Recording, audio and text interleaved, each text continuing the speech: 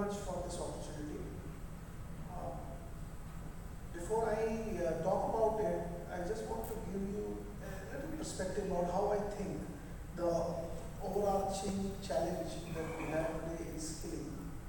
I see it from an IP perspective, and in I think it's at 4 dimensions, 4 broad dimensions.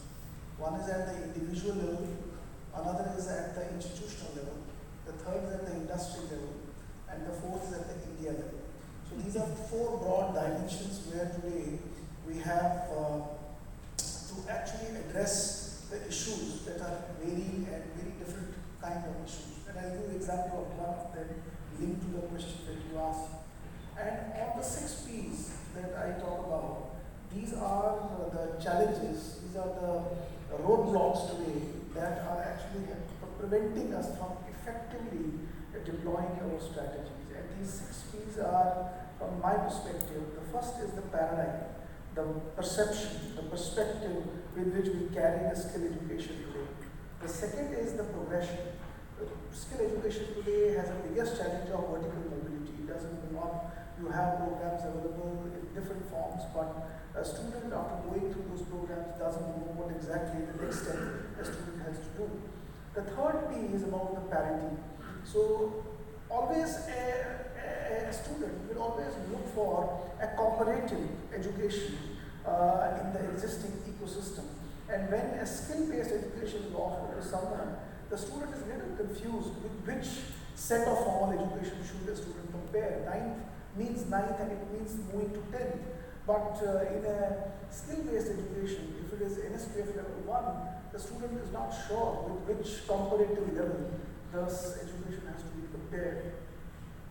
The fourth part, very critical part, is the practice part.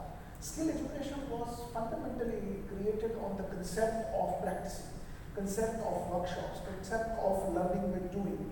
But if you go and see across the country, biggest challenge today is the fundamental flaw is the practice element is significantly missing in any of the skill-based education.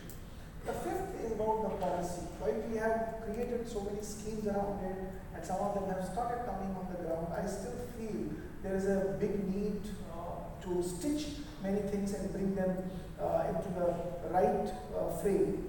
And the last P that I see is the person, is about the ability of people, is about the quality and the standards of teaching and the teachers. So I think these 4 I's and 6 P's are something that I personally feel I have leaned into. I'll give an example of the one I, that is the individual. Today when we look at the skill education, we see it from the perspective of a student coming into a training or skilling center and getting trained. I don't think this is the issue that today we have to look at. Skilling has to be seen a little bit holistically. Right from the day a child is born until a child moves into some formal skill education, unless the education system is creating an overarching skill model, part of its education system, which is our K-12 education system, I don't think the skilling can really be made very effective. And in the individual, at the individual level, the 4 broad dimensions that I see, the first dimension is the cognitive skills, and second is the advanced cognitive skills. So today, the basic education that we are offering to the students and the formative stages of their learning does not cater well to this cognitive and advanced cognitive skill of education. The third is technical and vocational skills at the grassroots level. See, today if the child has entered into the pre-nursery, nursery, and then moving up to the higher classes within primary, this formative stage of child needs to have the right skilling education introduced and curated into the academic model, which is today grossly missing. And the fourth important part at the individual level is social and behavioral skills. So the problem today is when the child becomes 15, 16 years of age, and now because of various compulsions, because of the poor quality of education, because of financial reasons, or the dropout issues emerge up, the student ultimately lands up to some training institutions which offer them small-time, skill-based education. But the problem is the student has not been prepared mentally, physically, emotionally to embrace that education. And eventually he becomes a poor trained skilled resource, which eventually affects his employability, employment, or self-employment. So I think if this part, besides the other part which the time does not allow us to speak, if this part, the formative education part, is taken care, which is a broader policy matter of the country, I think we can actually help these youngsters to embrace skill education with more dignity, and they can become more employable in the companies. Yeah, I think you've summed it up beautifully. I would maybe steer the discussion now more towards, so one is of course getting the individual skill ready, cognitively, socially, with the family, with their own social infrastructure, which is one of the pillars that I started with, which is the student. The second part, which is the industry, which right now, and I think there's almost consensus that there is a disconnect between what we are teaching at the institute level, whether it is short-term training, graduation, whatever, and what the industry needs. And that gap, unless it's bridged, like Manna also mentioned, there's huge retraining and reskilling required. So the model that you have at Shri and at Pearl, where you're more deeply embedded, if you could just share insights in terms of what did you do different to get closer to the employer, and how can we take this to a larger ecosystem, in your view? Okay, in Pearl, when we So let me give you a helicopter view what we did in the university. So the government of Haryana institutionalized this university in 2016 October, and I joined this university in 2017 February with two pieces of paper. One piece of paper said that this is your appointment, and another piece of paper said here is 100 acres of land, go and build the university. So there was nothing existing at that time, and first 3 months were virtually on road. But being on road, it gave me a phenomenal time to engage with industry, engage with people, and finally what we decided, we formalized and did a youth aspiration survey in Haryana, where we covered more than 20,000 youngsters, 2,000 through interviews and around 18,000 through questionnaire. And this spread across all the sections, right from the 14-year and above age group. So the net that we leveraged out of this, along with 250 industries, CEOs, CHROs, CFOs. So we developed a concept called demand-led model. And it was not like, you pick up all the QPs and start bundling them together and start doing that. With the input of the industry, we identified certain critical job roles that were in demand in industry now, and where industry was also struggling to get resources.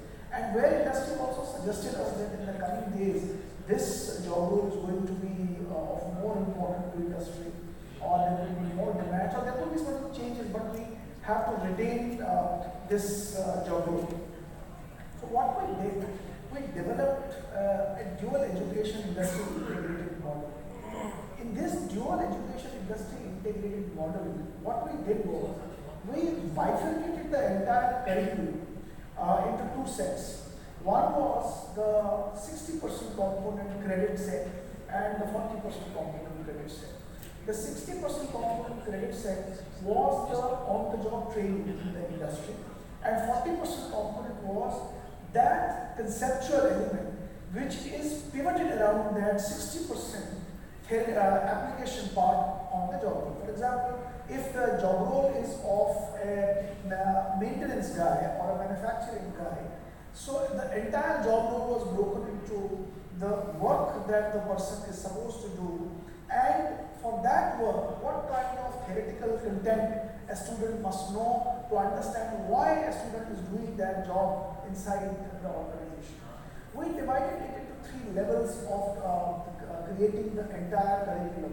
The first level we have in the university is Board of Studies. Now, beauty of this Board of Studies is almost 90% of the Board of Studies are from industry. So for each sector, whatever program we have developed, if we are developing program in auto sector, the Board of Study consists of the members of the industry from the auto sector. If it is a healthcare or if it is of IT, so each sector will have its own Board of Studies, and in each Board of Studies we will develop a program for that industry. The second decision-making level is academic council. Now in normal universities you have academic council. I had to go back to the government and change the title of academic council to skill council. Now in skill council, normally in the government university you will find it has got too much of bureaucratic heavy these councils. So what we did, we recommended the government that in the skill council we should have more than 25 skill representatives, CEOs or CHROs or CFOs from the industry. So the second level of decision making was after the Board of Studies decides on the program, it goes to the Academic Council for further policy making, and finally it goes to the Executive Council for closing the decision and submitting to the government for approval. But the beauty in the entire 3 levels what we did was, we started this dual education module in a very unique way. Every program we started, today our university has got 31 programs, but every program has an industry partner. For example, if I am running a program 3 years degree program in automotive manufacturing or mechatronics or robotics or tool and die engineering, every program, which is a 3-year program, has an industry partner, which means that the 60% component is predefined and determined with that industry. The job role is defined with that industry. The entire curriculum is defined mutually by that industry and the university. And that 40% that has to be delivered in the classroom, that also has been defined how it has to be delivered. So university hires its own faculty, they get trained in the industry, then they go and teach in the class, and while teaching in the class, the model of teaching is completely application-based teaching. There's no chalk and talk model running in our university. The second thing that happens in this teaching is the entire teaching happens in the campus of the industry. So for example, today I run my programs, BWalk Mechatronics or BWalk or automotive manufacturing in many companies. One company is Hero Motorcorp. My classroom is also inside the Hero Motorcorp. So they have given us a place through a MOU that has been converted into the classroom. My faculty sits permanently there, my skill instructors sit permanently there, and the students are supposed to be there in the classroom. They get taught there in the classroom, and their 6 months are in the classroom there, and their 6 months are on the job. The third beauty part of this is that the 60% of the on-the-job training is paid by the industry. So for that 60% component which a student is delivering on the shop floor or in the maintenance department or quality department, the company with which we have signed the MOU, that company is paying them stipend for that period. So by this very nature, it becomes an earn and learn model. The students who continue to work under those conditions of the organization where they are learning on the job, they have a little motivation of getting the money from them. The fourth important aspect is we have signed mentoring with the industry people. So in each production system or maintenance, we have identified certain mentors whom we have oriented in the university. We pay them a specific amount so that they can mentor our people. The entire OJT has been structured. So the entire OJT has been developed in such a way that it has got credits. Every day a student has to submit some OJT work. There's an industry mentor, there is a skill instructor from the university. So net is what has happened in last 2 years in Skill University in Haryana. The 80% of students are those who are dropouts. And the dropouts, 2 to 5 years, means they had entered the labor market without any skills. Now the best part is we are attracting these dropouts coming back to the formal education system so that they can formally learn skills, they can also have the earning with them, and they can have a progression of growing in their life, and they don't get spoiled with the passage of time. I think two very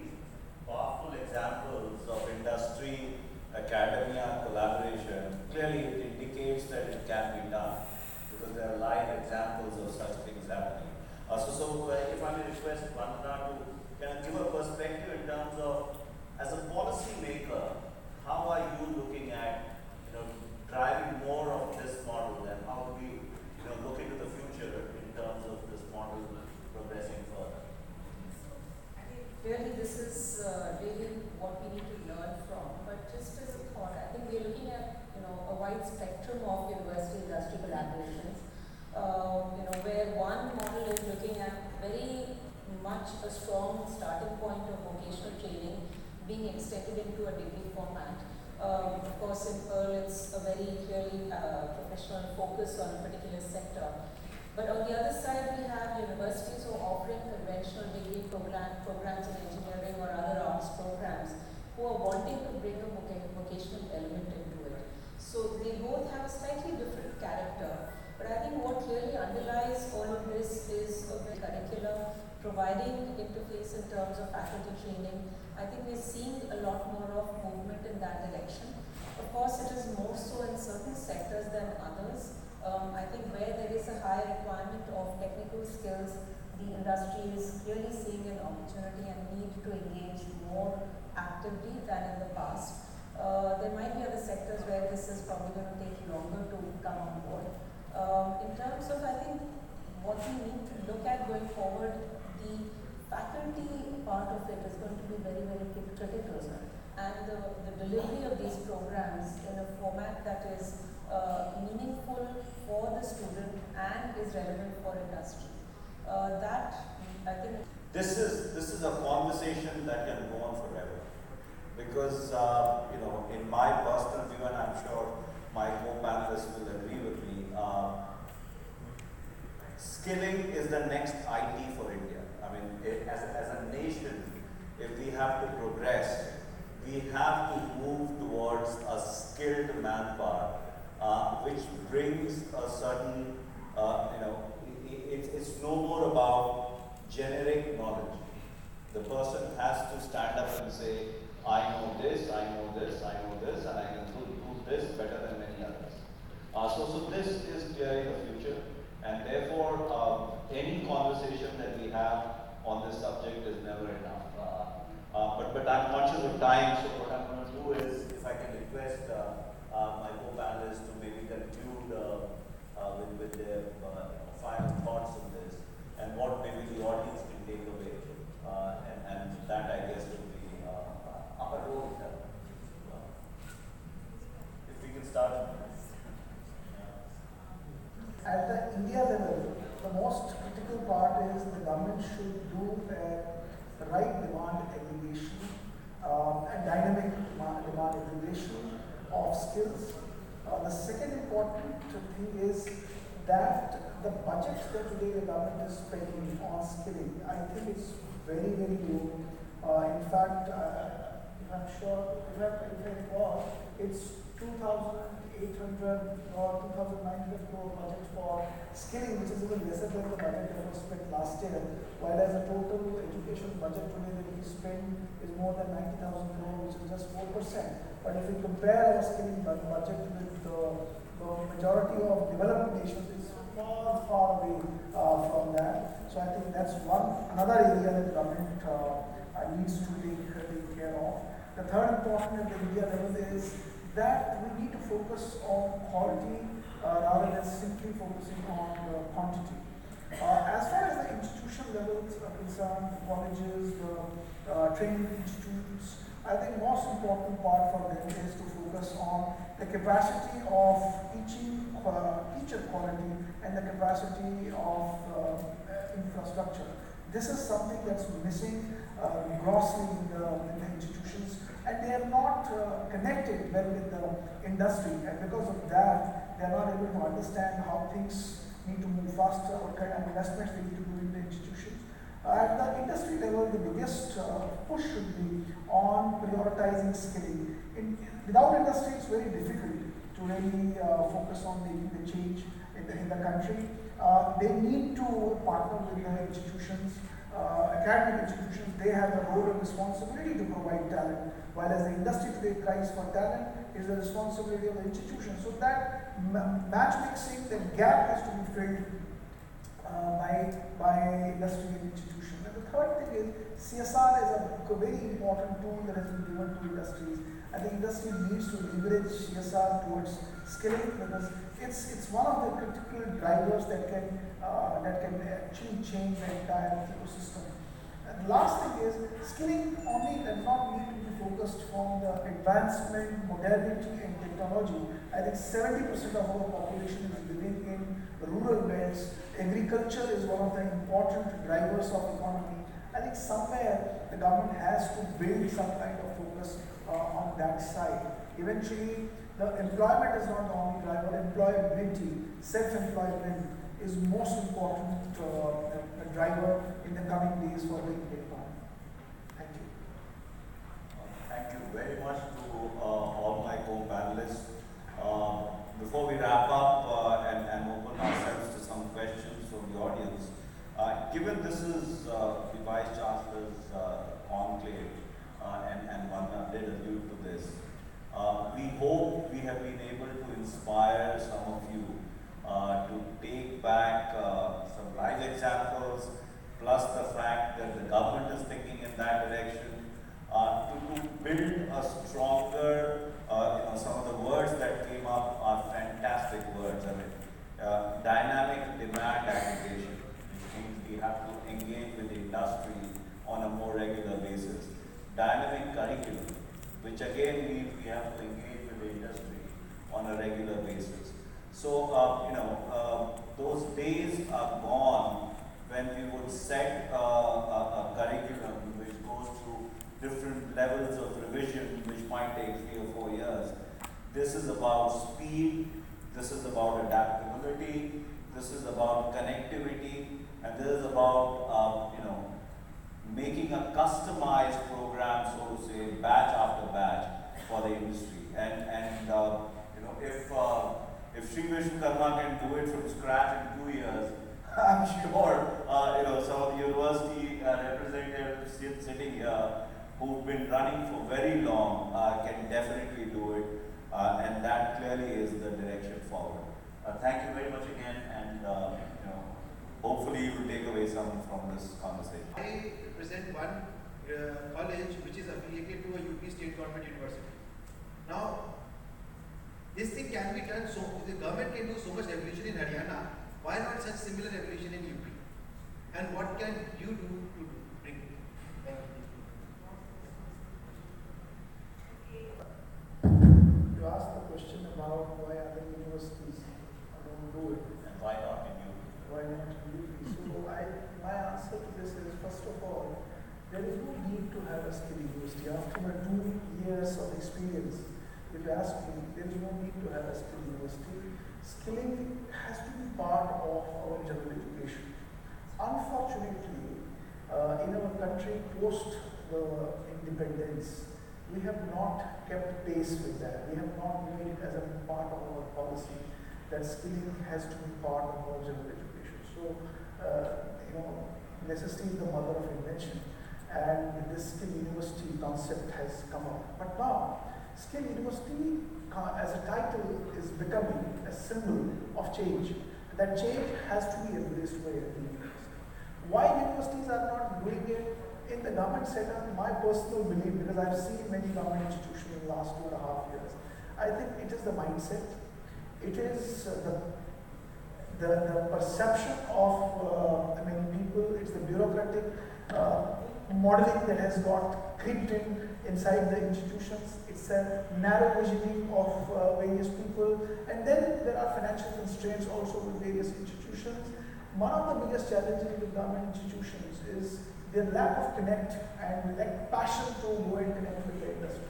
In the private institutions, some institutions have slowly, like for example, Hon'ble or some more institutions, they have started recognizing this change and they are reaching out to industry. But at the end, it requires investment, because if you have made changes, it requires investment. But I think India is on path of that change, and with the new education policy, I hope it will come up in the next couple of months, and the changes at the Ministry of Skills that are happening, and the HRD industry that are happening, I'm hopeful things will prove to be more beneficial to the entire skill ecosystem.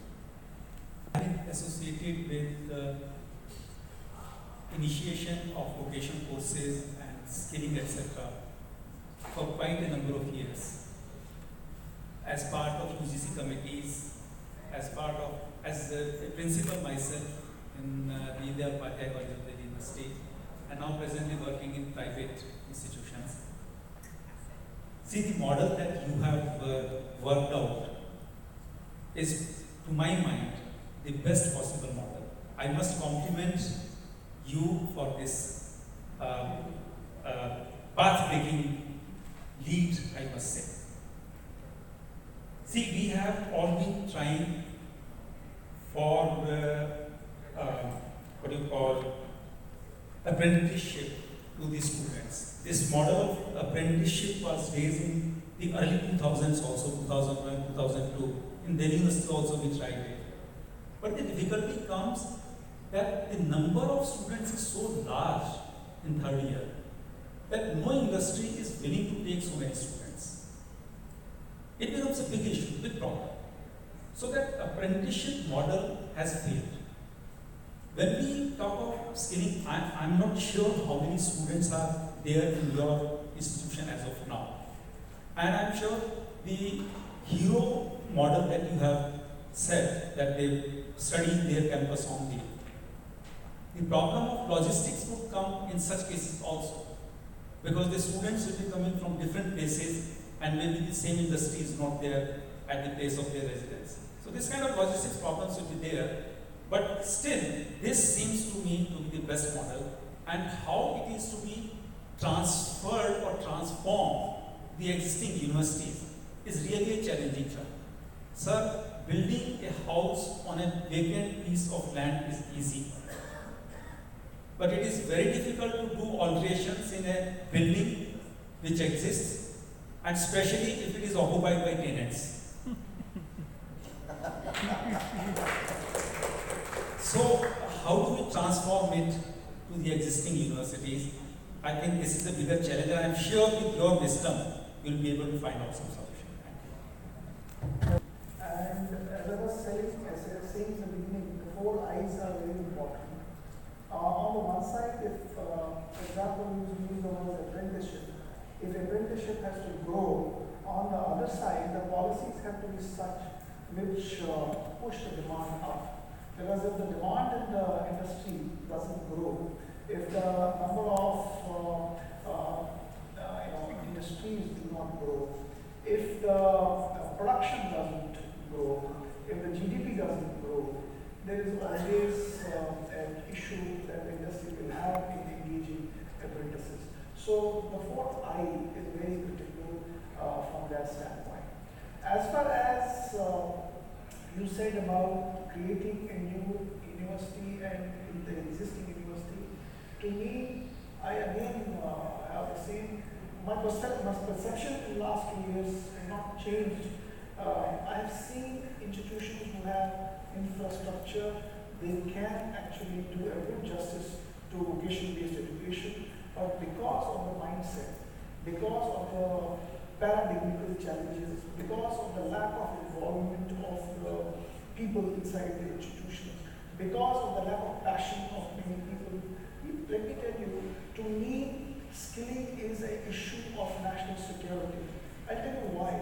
Because a huge population is entering into the working age population every year. And if the number of people entering working population does not meet the number of jobs that are available, it can become a big risk to the nation. So to me, if we do not have adequate number of people skilled, we will have a national security issue in the coming days. So it has to be taken as a challenge by the institutions, existing institutions, that this skilling is not just for the purpose of doing a general academic wise, it's also a service to the nation. Last thing is, if we look at the number of universities today in the country, it's very less, though we have grown in number of universities, but the number of population that we have today versus the number of quality universities we have today is far, far less. The budgets we spend on the education and the skilling in the way we are doing it is far, far less. I think many interventions are required at those 4 high levels to make and meet those demands. Absolutely. Yes, sir. Last. Well, I am surviving God. I am associated with the Farm Chancellor. Earlier, I was Minister of Indian Epithets. My simple comment is that we have to change. Can you please bring the mic a little closer?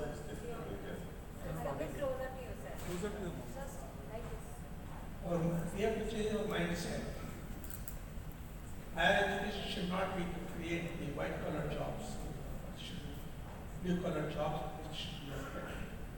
We see that none of the agriculture graduates go to this far. They want to have all white. Similarly, in my experience, none of the traditional engineers make their heads black.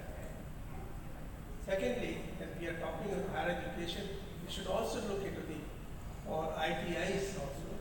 The mason who builds the building, this beautiful hotel that we made, that mason has learned all the technique through his family traditions, not like from any school. Same with the carpenters. These people are much more required, they are the skilled. Those should be skilled, and if they are well educated, taught theory also, then I think they can perform the job much better. So my only submission is that the skill development and skill should be a curriculum in each institution, starting from high school level. Similarly, one apprenticeship program also, that should be part of the syllabus, and that should be compulsory. And thirdly, the internship in factory or industries should also be compulsory. Unless these are not done, I think we will be making only the graduates who will not be